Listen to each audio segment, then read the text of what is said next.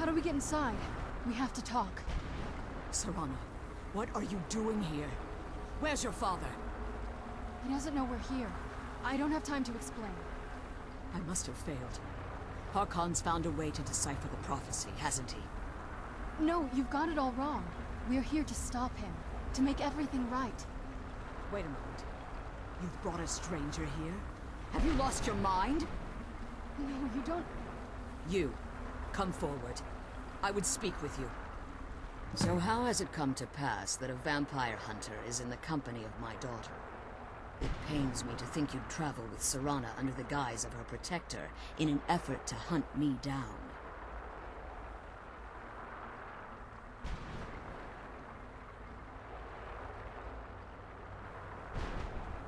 Coming from one who murders vampires as a trade, I find it hard to believe your intentions are noble.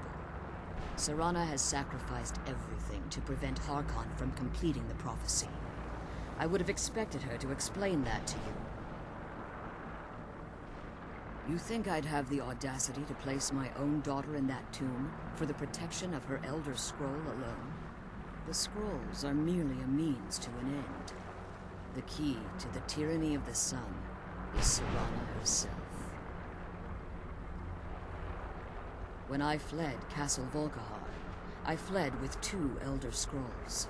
The scroll I presume you found with Serana speaks of Ariel and his arcane weapon, Ariel's bow. The second scroll declares that the blood of Cold Harbor's daughter will blind the eye of the dragon. Like myself, Serana was a human once.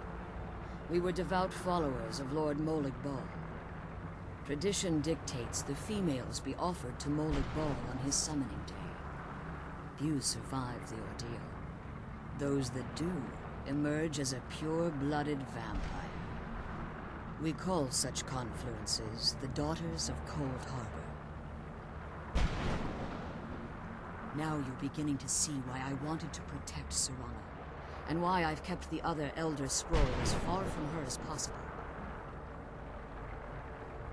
If Harkon obtained Ariel's bow, and Serana's blood was used to taint the weapon, the tyranny of the sun would be complete. In his eyes, she'd be dying for the good of all vampires. And how exactly do you plan on stopping him?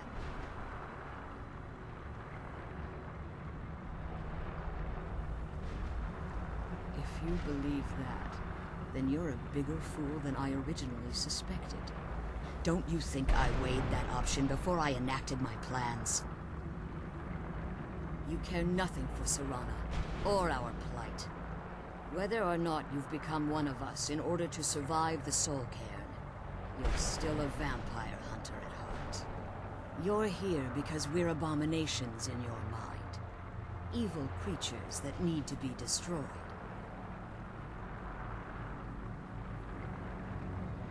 Serana, the stranger, aligns herself with those that would hunt you down and slay you like an animal. Yet I should entrust you to her. This stranger has done more for me in the brief time I've known her than you've done in centuries. How dare you! I gave up everything I cared about to protect you from that fanatic you call a father! Yes, he's a fanatic. He's changed. But he's still my father. Why can't you understand how that makes me feel? Serana, if you'd only open your eyes the moment your father discovers your role in the prophecy, that he needs your blood, you'll be in terrible danger. So to protect me, you decided to shut me away from everything I cared about. You never asked me if hiding me in that tomb was the best course of action. You just expected me to follow you blindly. Both of you were obsessed with your own paths. Your motivations might have been different, but in the end, I'm still just a pawn to you too. I want us to be a family again. But I don't know if we can ever have that. Maybe we don't deserve that kind of happiness. Maybe it isn't for us. But we have to stop him, before he goes too far.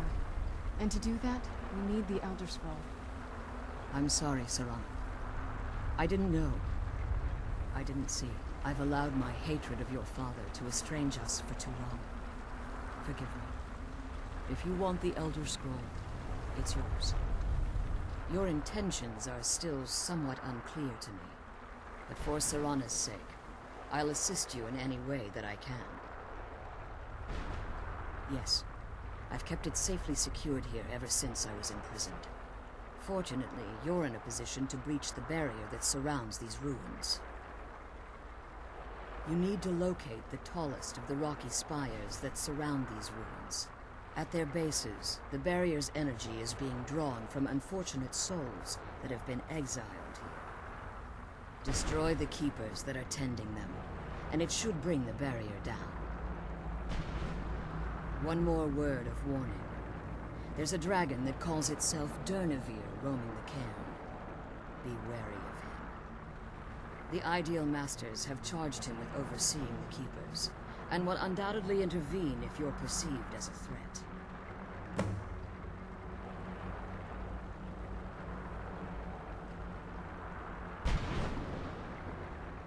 As you've been traveling in the Soul Cairn, your body has become attuned to it. Let's just say a tiny part of you rubbed off on it, and in its place, a bit of the Soul Cairn filled the void. You should find no difficulty using the portal any longer.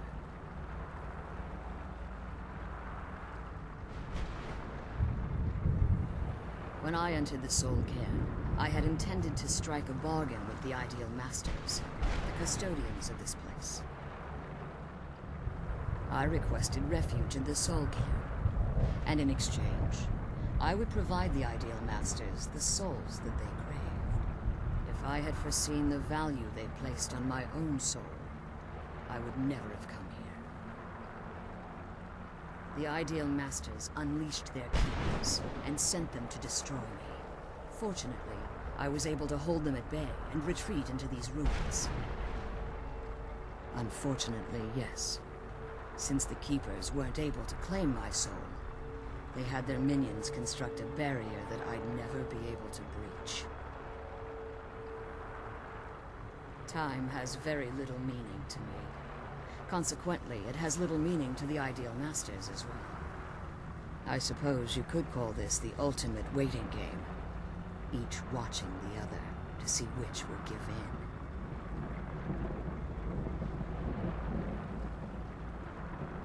I know very little about them. They're mystic entities that lord over the Soul Cairn, controlling every aspect from its fabric to its appearance. Well, some necromancers believe they are the crystalline structures dotting the Soul Cairn. I believe there's more to it than that. I think they transcend what we perceive as a physical form. Perhaps they were once corporeal beings, but they've obviously reached a point where they no longer require a tangible presence. Conduits, through which the Ideal Masters speak to their underlings and feed on their victims.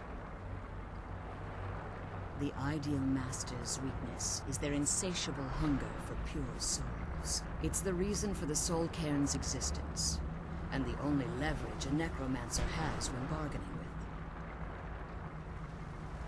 them. The ability to summon powerful undead guardians, as one would conjure an Atronak or Daedra. However, the majority of necromancers that are foolish enough to enter into a bargain with the Ideal Masters wind up here as harvested souls. Be careful, and keep my daughter safe. Let's kill those keeper things and get back to the prison.